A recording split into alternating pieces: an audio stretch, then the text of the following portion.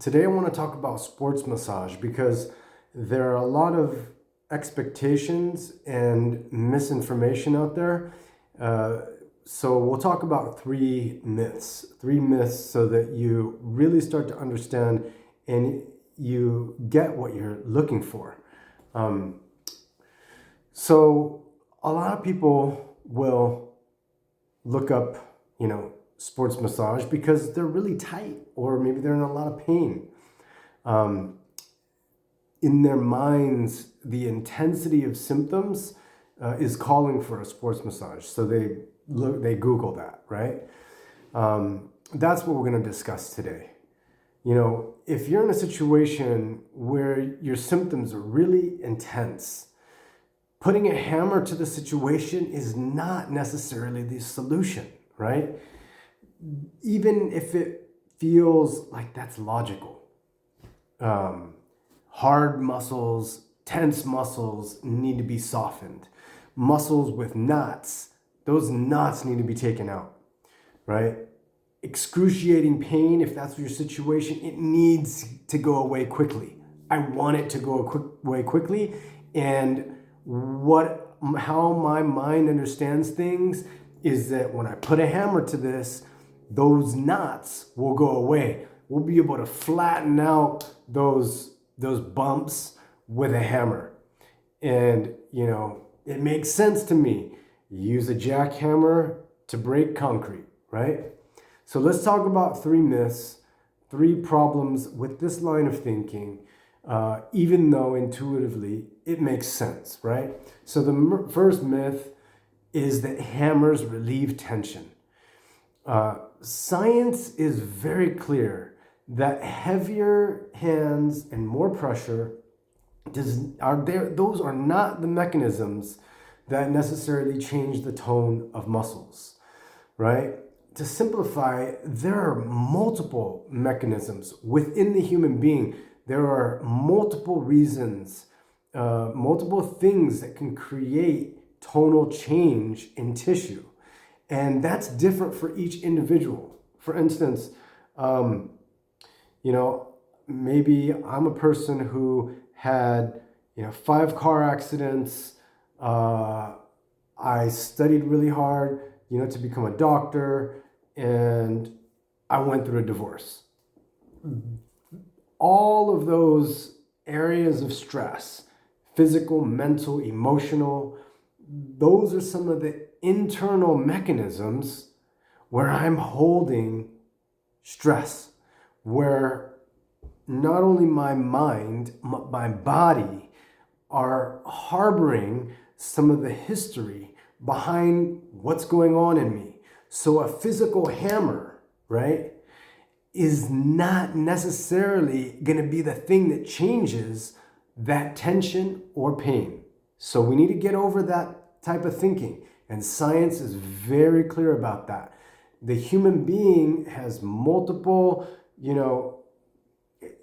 pain and tension is multifactorial. It's not just physical. Physical is one manifestation of our tension. And just because we have knots, just because we have pain, just because we have tension, that doesn't mean that that going hard into the tissue is going to change anything. Because if it did, none of us would be in pain. If I have pain in the neck right here, all I would have to do is rub on that spot and it's gone. And the harder I rub, the quicker it's going to go away. The harder I rub, for sure it's going to be gone. No, don't let your mind or what you hear on the outside simplify the reality of the human being, right? We need to understand that the human being is complex. And inside of that complexity, you will, with a good practitioner, will look at the story and will help you discern what mechanisms it is for you as an individual practitioner to to find the solution, part of it is going to be the manual therapy. The second myth that we want to discuss are knots are the problem, right? Oh, someone comes in, they're like, man, I've got knots here. They're not over here on this side. I can feel it in the muscle. There are a bunch of bumps. I feel them. They weren't there before. I feel them now. When I touch them, it's painful. If there are knots, massaging those knots out is going to remedy the situation. Knots have taken on a more technical name in the past 20 years. If you've heard myofascial trigger points, right? Neuromyofascial trigger points. They basically mean knots. They're basically referring to knots. But I would say they're more like microspasms in the muscles, right? Yeah, same thing. It's just a matter of words. But even though these knots can be found in more numbers around maybe injuries or tense tissue, they're really not a reliable source to target to get pain relief. Just like in the last myth that we talked about, just because there are knots there, like if you push on that with any type of tool, with any type, right?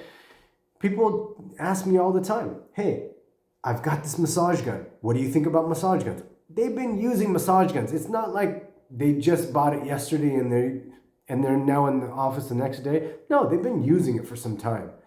They ask me what I think about massage guns. Well, has your massage gun been working? Usually it's like temporarily. Okay, well, here we go, right? They're not a reliable source to target to get pain relief. Many studies and many anecdotal situations have proved that, right? What I tell my clients is that pain is usually the endpoint of strain, right? Again, if it was that simple, wherever you feel pain, you would have fixed it already. You would have fixed it already. It's not that simple.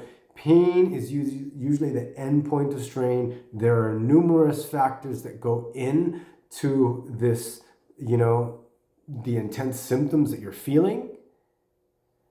If it was that simple, you wouldn't need to come in. So if you think that coming in for just a sports massage is going to fix everything, don't be deluded. Don't even come in. Don't waste your time. Don't give me money. And I'm telling you straight up, if someone was going to give you whatever kind of money, $100 bill, if they were just going to give it to you, would you take it? Well, I'm not going to take it. I'm not going to be the guy who is taking your money just because you're giving it to me. Because I have knowledge and I have an understanding and I have experience of all this stuff, and clinical experience, my personal experience, and science are three things that are in alignment in terms of what I'm talking about. So that's myth number 2. Myth number 3, sports massage means one thing. Technically and professionally, I'm a massage therapist. I do massage therapy. I can do sports massage. I've learned sports massage. But there are at least 31 types of massage therapy. And in all of those types, there are specialties within them. So let's take sports massage. There's 4 types of sports massage. So when you're thinking, I need a sports massage, it's like, okay, do you have a profession? Have you studied anything? Do you have a hobby that you know a lot about? Probably. So if you know a lot about that thing, is it as simple as the guy who's never done it? Is it as simple, is your knowledge, your level of understanding the same as a person who's never done it before? Probably not. And so there's 4 types of sports massage. What are they? There's pre-event sports massage. What does that do? It has a purpose. It prepares the athlete's body for the upcoming activity. It increases their flexibility, their range of motion, their flow. These types of techniques, they often will be like gentle stretching, some effleurage, some stroking, some pessage, some kneading. those types of things. But there's pre-event sports massage, and there's a way to go about it that science has found that these particular things are good for pre-event, but not so good for post-event, or not so good for, rehabilitative, right? So let's talk about then post-event, right? So post-event sports massage, its purpose is to aid in recovery after intense physical activity. So this reduces sore muscles and promotes faster recovery, so we say. And these things might be like deeper massage techniques, right? As you can imagine, if it was post-event, you're gonna be really tight. Things aren't gonna be flowing well. If it was a marathon, triathlon, high level competition, you're gonna be pretty tight. So you're gonna be using like petrissage and friction. You're gonna be, trying to release tension, improve circulation, those types of things. Post-event sports massage, maintenance sports massage. That's the next one. The purpose of maintenance is to help athletes maintain optimal physical condition and to prevent injuries by addressing muscle imbalances and promoting overall well-being. So addressing muscle imbalance is something totally different than a post-massage, right? Post-event sports massage or a pre-event. This is more about, hey, we got to keep things right so that their function can be at their highest level as they're training, right?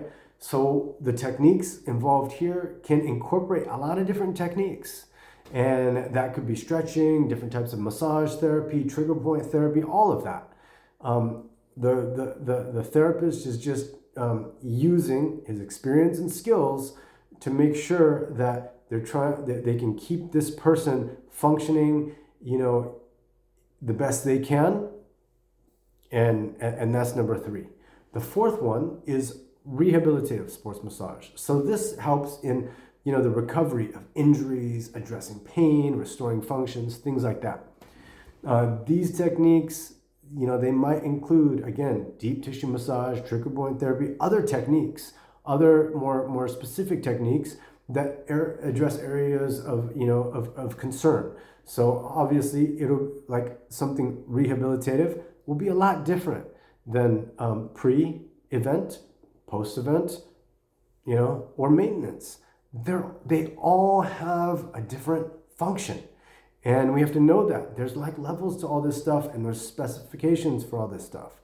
So my point is, when you're looking for a sports massage, kind of open up your mind. I know that probably the case is that you're stressed out. You want to keep competing, whatever, or this injury is bothering me and I can't I was that person. So I understand that stuff. The other thing that's not necessarily a myth, but that we should, emphasize, is that at the end of the day, no two therapists do the same technique in the same way, right? We could all be taught from the same school and the same instructors, but each therapist is going to be very different.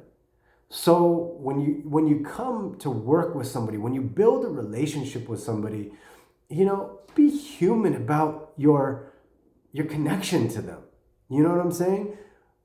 We could be disappointed with the therapist, but that's kind of how it goes. But at the same time, you don't know this person's experience, right? You have expectations, and your expectations might be totally legit. But know that when you're walking into a situation with a therapist, there needs to be some degree of therapeutic alliance. The therapist shouldn't be, they shouldn't be too authoritative over you, and you shouldn't have too high of expectations. It's better for you to develop a relationship that's working over time than to just go into a situation and after the first meeting, you think that all of your expectations are built. That would be like saying, hey, either on the first meeting we're going to get married or we're not. you don't know. You don't know how you or the other person is going to process this whole thing. So I hope that's helpful in differentiating some of the, at least this idea of sports massage. Let's come in to our therapeutic relationships with an open mind, because that's going to get us a lot further, right? If you want to go somewhere far, go alone. But if you want to go somewhere quick, go alone. But if you want to go somewhere far, do it together, right? If you want to go somewhere quick, which is where a lot of athletes go, do it alone. Hey, do it all by yourself. You're good. Then you start to break down. But if you want to go somewhere far, do it all together. Create therapeutic alliances. Be good with each other. That's part of it. I guarantee the people who develop those kind of relationships, both the therapists and the clients, are better all the way around than just having these massive expectations and thinking that it's either going to work or it's not. One time, done deal, or no. We're human beings. Remember that. All right, guys, I hope that's helpful. I hope that's given you some perspective and some ways to think. And ultimately, I hope it helps you reach your goals.